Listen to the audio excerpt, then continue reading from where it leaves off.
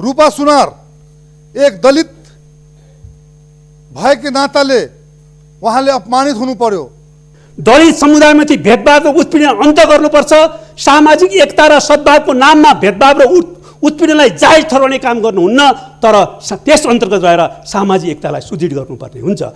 राजधानीको मुटु काठमाडौँमा रूपा सुनार एक दलित भएकै नाताले उहाँले अपमानित हुनु पर्यो। उहाँले जातीय विभेद खेप्नु पर्यो। उहाँले कोठा पाउन सक्नु भएन र उहाँले जातीय विभेदका मुद्दा दर्ता गराउनु भयो। तर बहालवाला मन्त्री शिक्षा मन्त्री कृष्ण गोपाल श्रेष्ठजीले आफै उहाँलाई हिरासतबाट आफ्नो सरकारी गाडीमा लिएर जानु हो। यो के संविधानको हामी खेली दौराएका होइनौँ। शिक्षा मन्त्रीजीको राजीनामा माग गरिरहेको छु यो संसदबाट। यदि राजीनामा भएन भने म संसदमा अनसन बस्न तयार हुन्छु।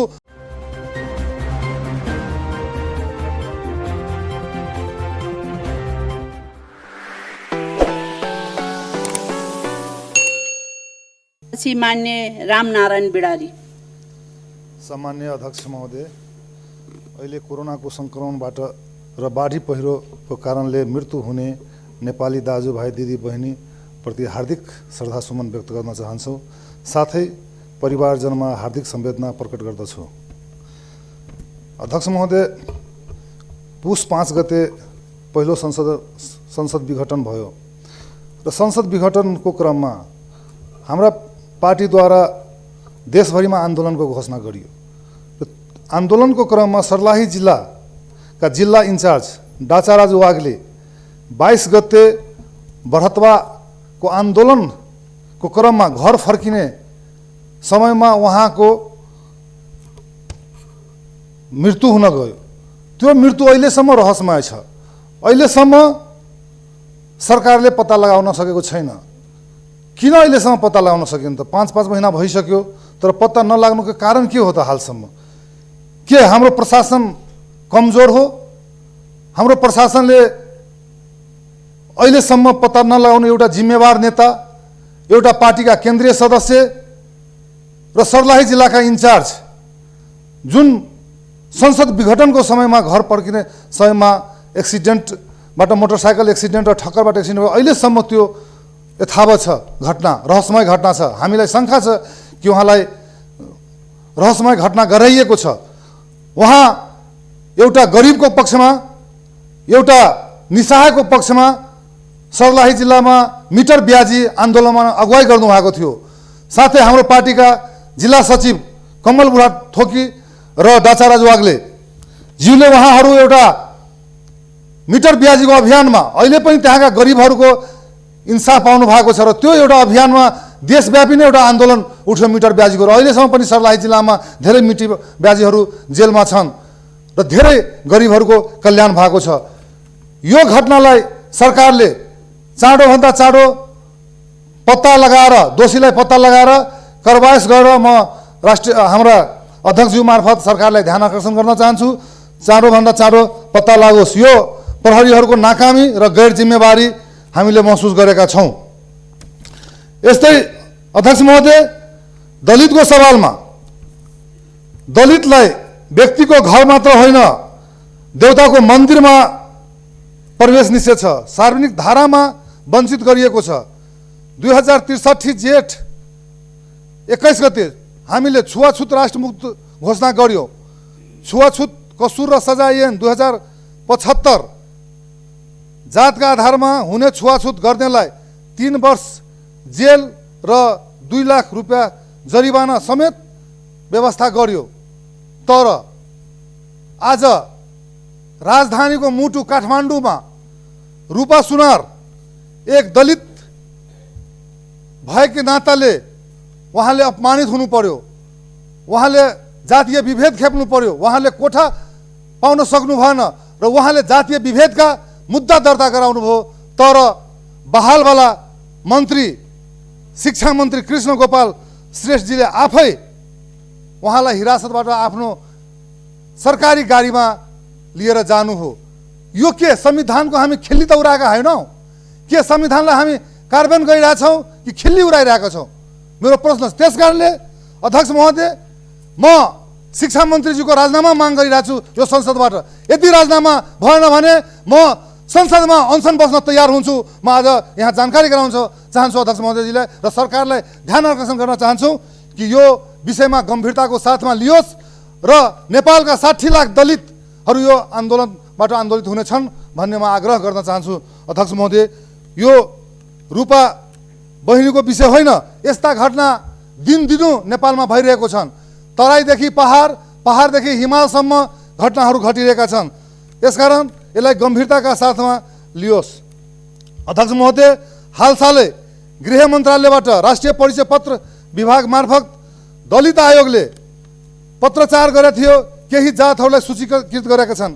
पटुवा, बिन, मल्लाह, लोहारहरूलाई दलितमा सूचीकृत गर्नका लागि हाम्रा गृह मन्त्रालयले पत्र पठाएको थियो र दलित आयोगले 2068-3-2 मा निर्णय गरेको छन् कि उहाँहरू दलित हो। म पनि तपाईँको 72 सालमा दलित आयोगमा थिएँ र दलित आयोगमा हुँदाखेरि यो विषय उठेको थियो, तर दलित आयोगले पनि चिठी बनाएन, सर्वोच्च अदालतले पनि यिनीहरू दलित होइन भने प्रमाणित गरिसकेका छन्। तर आज किन दलित आयोगले तपाईँको प्रमाणित गरेर सरकारलाई दिएको छ त? त्यसमा गम्भीर विषय हो र यसमा पनि मैले ध्यान आकर्षण गर्न चाहन्छु कि यी विषयहरू गलत निर्णय गर्नुभएको छ, त्यसलाई सच्याओस् भन्ने म आग्रह गर्न चाहन्छु। धन्यवाद। माननीय नारायण काजी श्रेष्ठ, समय 15 मिनट। यसपछि माननीय शेखर कुमार सिंह।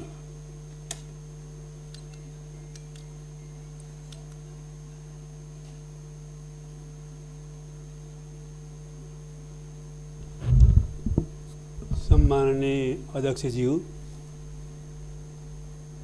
प्रधानमन्त्री केपी ओलीले राष्ट्रपतिको सहयोग साथ एकपछि अर्को गरी प्रतिगामी कदम चाल्दै देशलाई प्रतिगमनको दिशामा धकेल्ने काम गरिएपछि अहिले देश प्रतिगमन र अग्रगमनको द्वन्द्व सङ्घर्षको बीचबाट गुजिराखेको छ।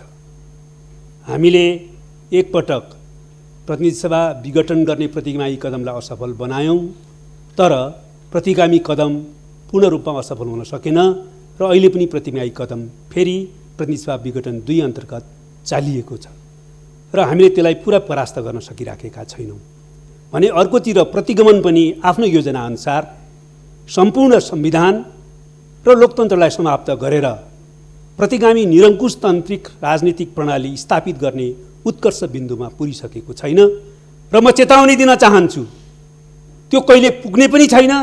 त्यस्तो सपना कसैले नदेखे हुन्छ। हामी प्रतिगमनलाई हर हालतमा परास्त गरी छाड्नेछौँ। यही प्रतिगमन पुरै उत्कर्षमा नपुगेको कारणले नै प्रतिनिधि सभा विघटन भएको अवस्थामा पनि धन्य छौँ कि आज हामी राष्ट्रिय सभामा छौँ। सम्माननीय अध्यक्षज्यू, त्यसैले यो राष्ट्रिय सभा समक्ष म प्रारम्भमै 3वटा विशेष अपिल गर्न चाहन्छु। यो राष्ट्रिय सभा तत्कालै अन्त्य गर्ने, अधिवेशन तत्कालै अन्त्य गर्ने दिशातिर नसोचियोस्। सम्बन्धित सबैले यसबारेमा ध्यान जाओस्। प्रतिनिधि सभा नभएको बेलामा यसलाई कुनै पनि हालतमा अन्त्य गर्नु तत्काल हुँदैन। दोस्रो कुरा, यसलाई जनताको आवाज मुखर गर्ने थलो र संविधान र लोकतन्त्रको रक्षाको निम्ति सङ्घर्ष गर्ने औजार र थलोको रूपमा यसलाई सदुपयोग गरिनुपर्छ। सम्माननीय अध्यक्षज्यू, र तेस्रो कुरा, सम्माननीय अध्यक्षज्यू, यहाँ कुन पार्टीको पहिला हुनुहुन्थ्यो, त्यो पार्टीका माने कुन गुटको हुनुहुन्थ्यो सोच्ने बेला छैन। यहाँ सम्माननीय अध्यक्षज्यू सम्मानित राष्ट्रिय सभाको अभिभावकको ओहदामा हुनुहुन्छ। त्यसैले केपी ओलीलाई व्यक्तिगत रूपमा सहयोग गर्ने भूमिकाबाट मात्रै आफूलाई सोच्नु हुने छैन र राष्ट्रिय सभाको गरिमा र संविधान र लोकतन्त्रको रक्षाको पक्षमा आफूलाई उभ्याउनु हुनेछ भन्ने आशा र अपेक्षा पनि मैले गरेको छु, गर्न चाहन्छु। तर कता कता निरङ्कुशताको छिटा, अहिले प्रतिगमनको छिटा यही सदनभित्र पनि आउन थालेको महसुस भइराखेको छ। यही सदनमा मैले आधा घण्टा बोलेको छु श्रीमान सम्माननीय अध्यक्ष महोदय, तर आज 20 मिनट समय हुँदाहुँदै नदिने भनेर हुकुम जारी गरियो 15 मिनटको रूपमा। यो राष्ट्रिय सभाका पार्टीहरूको पनि समझदारी गर्नु पर्दैन? पहिलाको परम्परालाई हेर्नु पर्दैन? त्यस कारणले यो चाहिँ कुण्ठित गर्ने दिशातिर गइँदैछ। त्यसो गर्नु कुनै पनि हालतमा उपयुक्त छैन। यसप्रति पनि म आपत्ति व्यक्त गर्न चाहन्छु।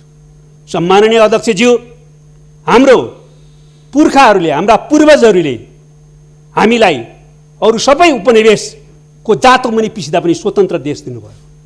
हामीलाई यो भूभाग अत्यन्तै सुन्दर भूभाग दिनुभयो। हामीलाई हाम्रा आफ्ना मेहनत र परिश्रमको कारणले होइन, हाम्रा पुर्खाहरूले दिएको भूगोलको प्रकृति र उहाँहरूको योगदानको कारणले अन्तर्राष्ट्रिय रूपमा स्वतः पहिचान हुने, चाहे लुम्बिनीको देश होस्, बुद्धको देश होस्, सगरमाथाको देश होस्, वा चाहिँ पशुपतिनाथको देश होस्, जनकपुरको देश होस्, अन्तर्राष्ट्रिय पहिचान स्थापित गर्ने भूभाग दिनुभयो। र हामीलाई विकासको सम्भावनाको हिसाबले पनि अत्यन्तै अपुल सम्भावनाको आधारसहितको देश दिनुभयो, जहाँ जलस्रोत, कृषि, पर्यटन, जडीबुटी र मानव संसाधन एकैपटक छ। त्यस्तो देश विरासतमा दिएर हामीलाई आधुनिक नेपालका नेपालीहरूको समक्ष एउटा अभिभारा दिनुभयो हाम्रा पुर्खाहरूले कि यो देशको राष्ट्रिय सार्वभौमिकता, भौगोलिक अखण्डता, स्वाधीनता, राष्ट्रिय हितको रक्षा गर र आन्तरिक राष्ट्रिय एकता सुदृढ गर है। दोस्रो, समयको आवश्यकता अनुसार नेपालमा लोकतान्त्रिक प्रणाली स्थापित गरेर जनतालाई बलियो बनाऊ, जनतालाई अधिकार सम्पन्न बनाऊ। र तेस्रो, जनताको जीवन परिवर्तन गर र सामाजिक आर्थिक रूपान्तरण गर समृद्ध र विकसित देश बनाऊ। यो अभिभारा हाम्रो थियो। यो अभिभारा पुरा गर्नकै निम्ति नेपाली जनताले 6 दशकभन्दा बढी सङ्घर्ष गरे र नेपालमा लोकतन्त्रको स्थापित गरियो। राजनीतिक प्रणालीको रूपमा सङ्घीय लोकतान्त्रिक गणतन्त्र र यसको लोकतन्त्रको सार्थत्वको रूपमा समाजवाद उन्मुख समावेशी लोकतन्त्र स्थापित गरियो र त्यसलाई नयाँ संविधानमा संस्थागत गरियो।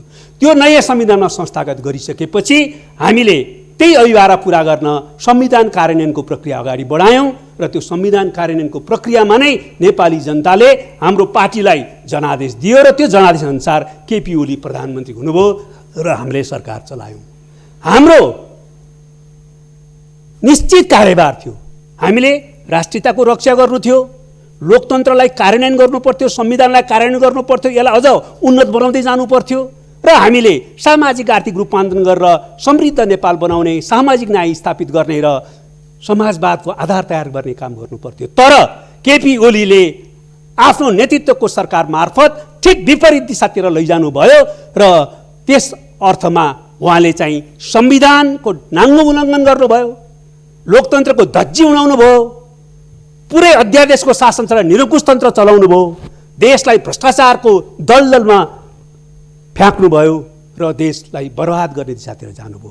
यसको कारण के हो? म समयको अभावको कारणले लामो व्याख्या गर्न चाहन्न। म अदालतसँग विचाराधीनको विषय केही विषयमा राजनीतिक रूपमा केही बहस गर्नेतिर जान चाहन्छु। तर यो कारण के हो कि केपी ओली यो ठाउँमा पुग्नुभयो? कारण के हो भने लोकतान्त्रिक दृष्टिकोण, चिन्तन र संस्कृतिको विरुद्ध उहाँ आत्मकेन्द्रित व्यक्तिवाद र चिन्तन र संस्कृतिको को शिकार हुनुभयो। त्यसको कारणबाट आफ्नो व्यक्तिगत महत्त्वाकांक्षा, स्वार्थ र सत्ता लिप्साको निम्ति संविधान र लोकतन्त्रलाई ध्वंस पार्ने दिशातिर उद्धत हुनुभयो। संविधान गए जाओस्, लोकतन्त्र गए जाओस्, मेरो पद चाहिँ छोड्नुहुन्न मैले भन्ने दिशातिर उहाँ जानुभयो। त्यति मात्रै होइन, संविधान र लोकतन्त्र मात्रै होइन, पार्टी र कम्युनिस्ट आन्दोलन पनि सिद्धियोस्, तर मेरो पद चाहिँ छोड्दिन भनेर उहाँले कम्युनिस्ट आन्दोलनमाथि विसर्जनवादी प्रहार गर्नुभयो र एकैपटक प्रतिगामी प्रहार र विसर्जनवादी प्रहार गर्नुभयो र देश अहिले अत्यन्तै सङ्कटपूर्ण अवस्थाबाट गुजिरहेको छ। त्यतिले मात्रै उहाँले सक्नुहुन्थेन। संविधान र लोकतन्त्रका विरुद्ध जाने हिम्मत कसरी गर्नुभयो? कम्युनिस्ट आन्दोलनलाई ध्वस्त पार्ने योजना साथ प्रहार कसरी गर्नुभयो त भन्दाखेरि उहाँलाई आफ्नो व्यक्तिगत जुन प्रकारको लिप्सा थियो, त्यो लिप्साले नेपालमा विदेशी हस्तक्षेप आमन्त्रण गर्ने ठाउँमा पुर्यायो र विदेशीहरूको आन्तरिक मामलामा हस्तक्षेप गर्ने प्रक्रिया अगाडि बढ्यो र त्यसको योजना र मिलीभगतमा उहाँले अहिले संविधान र लोकतन्त्रमाथि आक्रमण गरिराख्नु भएको छ र उहाँले नेपाली कम्युनिस्ट आन्दोलनलाई पनि ध्वस्त गर्नुभएको छ। अहिले विकास र अरू प्रश्नमा मैले छलफल गर्न चाहन्न, तर म राष्ट्रियताको प्रश्नमा भन्न चाहन्छु, उहाँले राष्ट्रिय स्वाधीनतामाथि गम्भीर धोकाधडी दिनुभयो।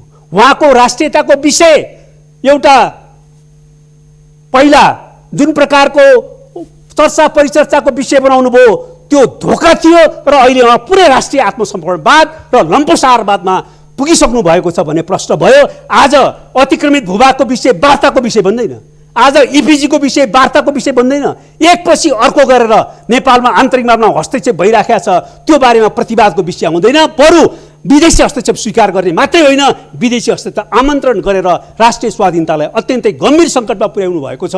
यो प्रश्न क्षम्य हुन सक्दैन श्रीमान सम्माननीय अध्यक्ष। र साथसाथै विकासको बारेमा पुरै समाजवादको आधार त पुरै छोड्नुहोस्, नवउदारवाद र यो प्रकारको चाहिँ जुन एउटा भ्रष्टीकरण दलाल पुँजीवादको चारित्रीकरणको दिशातिर, त्यसको एउटा विकासको दिशातिर गइराख्नु भएको छ। त्यसले विकासका सम्भावनाहरू धुला बनाएका छन्, नयाँ जीवन पाउने सपनाहरू धुला भएका छन्। र यो स्थितिमा मुख्य प्रश्न भने राष्ट्रियताको रक्षा गर्न पनि, विकासको दिशातिर अगाडि जान पनि लोकतन्त्रको रक्षा हुनुपर्छ, संविधानको रक्षा हुनुपर्छ। उहाँले त्यसैमाथि प्रहार गर्नुभएको छ र आज हाम्रो मुख्य कार्यभार प्रतिगमनको विरुद्ध सङ्घर्ष गर्नु, प्रतिगामी कदमलाई परास्त गर्नु, संविधान र लोकतन्त्रलाई क्रियाशील बनाउनु र यो प्रतिगामी कदमलाई निरन्तरता दिएर जुन प्रकारले सुनियोजित षड्यन्त्र भइरहेको छ यो देशमा विभिन्न शक्ति केन्द्रहरू सहित, त्यो षड्यन्त्रलाई असफल पारेर प्रतिगामी निरङ्कुश तन्त्र कुनै पनि हालतमा यो देशमा स्थापित हुन नदिनु नै हो। यसको दिशातिर जानको निम्ति नै हामी अहिले राजनीतिक र कानुनी सङ्घर्ष गरिराखेका छौँ। राजनीतिक रूपमा हामीले आफ्नो कुरा भनिराखेका छौँ र अहिले जनतालाई पनि हामीले आह्वान गरिराखेका छौँ। तर कोभिड-19 को महामारीको सीमाभित्र अहिले हामीले सडकमा धेरै ठुलो आन्दोलन सङ्घर्ष गर्ने स्थिति रहेन। त्यो सीमालाई ख्याल गरेर राजनीतिक सङ्घर्ष अहिले एउटा वा अर्को रूपमा अगाडि बढिराखेको स्थितिहरू छ भने मुख्य रूपले अहिले कानुनी सङ्घर्ष अदालतमा छ। सम्माननीय अध्यक्ष महोदय, अदालतमा विचाराधीन रहेको विषयमा अदालतले फेरि पनि संविधान सम्मत ढङ्गले नै फैसला गरेर संविधान र लोकतन्त्रलाई क्रियाशील गर्ने सही निर्णय गर्नेछ भन्ने कुरामा हामी विश्वस्त छौँ। र म भन्न चाहन्छु कि अहिले नेपालको संविधानमा अदालतले नै पहिला फैसला गरिसक्यो कि प्रतिनिधि सभा विघटनको कुनै प्रावधान छैन, गर्ने विषयाधिकार छैन। प्रतिनिधि सभा विघटनको अवस्था आउन सक्ने एउटा चित्रण गरिएको छ। त्यसकारणले प्रधानमन्त्रीलाई विषयाधिकार छैन। संविधानको 76 को सबै धाराको प्रक्रिया गुज्रेर अगाडि बढ्दा पनि संसदले सरकार दिन सकेन भनेर स्वतः संविधान प्रतिनिधि सभा विघटन हुने र त्यो प्रतिनिधि सभा विघटनलाई औपचारिकता दिन त्यतिखेर बाध्यकारी रूपमा त्यतिखेरको काम चलाउ प्रधानमन्त्रीले विघटनको सिफारिस गर्न पर्ने व्यवस्था मात्रै छ। यो कुरा अदालतको पहिलेको फैसलाले स्पष्ट गरिसकेपछि आज अब संविधानको सारा धाराहरूको 76 को सबै प्रावधानहरूको प्रक्रिया पूरा गरियो र विघटन हुने अवस्था आयो भन्ने सिर्जना गर्दै अहिले फेरि असंवैधानिक रूपमा प्रतिनिधि सभा विघटन गरिएको छ। यहाँ प्रश्न छ के संविधानको 76 को सम्पूर्ण प्रावधानहरू, सम्पूर्ण उपधाराहरू क्रियान्वयनको प्रक्रिया समाप्त भएको हो त्यसपछि विघटनको अवस्था आएको हो? होइन। दोस्रो प्रश्न छ 76(5) कुन कारणले संविधानमा राखियो? सम्माननीय अध्यक्षज्यू, वास्तवमा 76(5) को प्रक्रिया नेपालमा विशिष्ट ढङ्गले राखिएको छ। त्यो 76(2) होइन, म प्रश्न पार्न चाहन्छु। 76(2) हुँदो हो त त्यो राखिन्थेन। 1, 2, 76(2) नै पुनः एकपटक अन्तिम अवसरको रूपमा यसलाई प्रयोग गरिनेछ भनेर राखिन्थ्यो। त्यसैले 76(2) नै 76(5) हो भनेर व्याख्या गर्नु संविधानलाई विकृत पार्नु हो। त्यसकारणले त्यो स्थिति होइन। 76(5) अन्तिम अवसरको रूपमा सांसदहरूले नै संसद बचाउन र सरकार बनाउनका निम्ति प्रयोग गर्ने धारा हो, जहाँ सांसदहरूले स्वतन्त्र ढङ्गले भूमिका खेल्छन् र व्हिप लाग्दैन। नत्र भए 76(5) को त्यो औचित्य हुँदैन थियो। राजनीतिकमा हामी बहस गर्न सक्छौँ हाम्रो प्रणालीमा 76(5) को धारा उपयुक्त छ कि छैन भनेर, तर त्यो निर्णय त्यसको आधारमा हुँदैन। निर्णय संविधानमा के प्रावधान छ, कुन उद्देश्यले संविधानमा त्यो प्रावधान राखियो भन्ने आधारमा हुन्छ। त्यसरी हेर्दा कुनै पनि कोर्टबाट 76(5) को प्रक्रिया चाहिँ पुरा गर्ने प्रक्रियामा नगइकन त्यो चाहिँ राष्ट्रपतिको उसमा प्रधानमन्त्रीले संसद विघटन गर्न, प्रतिनिधि सभा विघटन सक्दैन। जहाँसम्म राष्ट्रपतिलाई त्यसो गर्ने अधिकार छ कि छैन भन्ने कुरा हो, राष्ट्रपतिलाई यो संविधानले संवैधानिक र अलङ्कारिक राष्ट्रपतिको रूपमा ओहदा दिएको छ, भूमिका दिएको छ।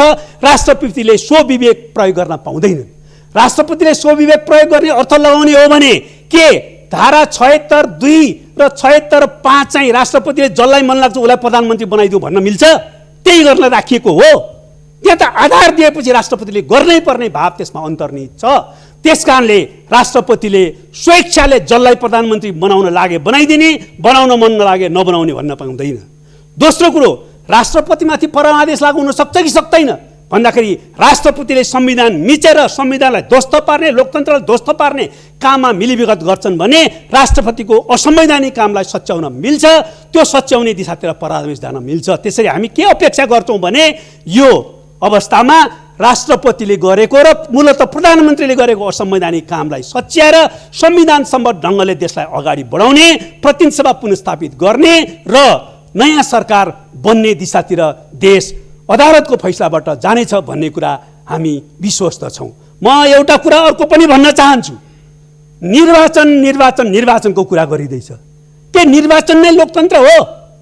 संविधान सम्मत र लोकतन्त्रको अभिन्न अङ्गको रूपमा निर्वाचन भयो भने लोकतन्त्र सुदृढ हुन्छ। संविधानलाई मार्न, लोकतन्त्रको हत्या गर्न निर्वाचनको नाटक रोकिन्छ भने त्यो लोकतान्त्रिक हुन सक्दैन। त्यसो त ज्ञानेन्द्र पनि लोकतन्त्रको घोषणा, चुनावको घोषणा गरे, हामीले भाग लियौँ। यति थाहा हुँदाहुँदै पनि संविधान र लोकतन्त्रको हत्या गर्ने गरी निर्वाचनको कुरा गर्न सकिन्न। हामी निर्वाचनको पक्षमा छौँ, तर संविधान सम्मत ढङ्गले जब यो संसदीय अवधि पुरा गर्छ हामी चुनावमा जानेछौँ, सबैसँग प्रतिस्पर्धा गर्नेछौँ र नयाँ जनादेश लिएर सरकार बनाउनेछौँ र संसद निर्माण गर्नेछौँ। सम्माननीय अध्यक्ष, यो कुरा प्रष्टै छ। अन्तमा म यो प्रतिगमनको कदमलाई असफल पार्ने क्रम सँगसँगै अहिले कोभिडका विरुद्ध एकताबद्ध हुने, खोप सारा जनतालाई उपलब्ध गराउनुपर्छ र कोभिडको अर्को लहरको तयारी हामीले गर्नुपर्छ। दलित समुदायमाथि भेदभाव र उत्पीडन अन्त गर्नुपर्छ। सामाजिक एकता र सद्भावको नाममा भेदभाव र उत्पीडनलाई जायज ठहराउने काम गर्नुहुन्न, तर त्यस अन्तर्गत रहेर सामाजिक एकतालाई सुदृढ गर्नुपर्ने हुन्छ। बाढी पहिरो पीडित जनतालाई उद्धार र राहतको प्रक्रिया अगाडि बढाइनुपर्ने हुन्छ र त्यति मात्रै होइन, विकासको ढाँचा तयार गर्दा पनि हामीले अब बाढी पहिरो भूकम्प जस्ता जोखिमहरू जो हाम्रा अभिन्न अङ्ग बनेका छन् त्यसलाई ध्यान दिएर विकासको ढाँचा तयार गर्नुपर्ने हुन्छ। र साथसाथै म भन्न चाहन्छु, अहिले उद्धार र राहतको निम्ति हामीले पहिला नै त्यसबाट पुर्याउने जोखिमलाई ध्यान दिएर तयारी, जोखिमको न्यूनीकरण गर्ने र समय र उद्धार र राहत पुर्याउने ध्यान दिनुपर्ने हुन्छ। र म अन्तमा भन्न चाहन्छु, अहिले संहितालाई पुरै व्यवस्था गरेर संहिताको हत्या गर्ने गरी र कालीगण्डकी तिनौ डाइभर्सनको परियोजना अगाडि ल्याइएको छ। यो मिल्दैन सभामुख भए, संहिताको कोडबाट मिल्दैन, सम्बन्धित प्रदेशका समन्वय नगरिकन यो गर्न मिल्दैन। दोस्रो कुरा, यो विकासको समग्र योजनाको अङ्ग नबनाइकन भोट माग्ने अस्त्रको रूपमा अगाडि बढाएको, त्यसो गर्न मिल्दैन सभामुख महोदय।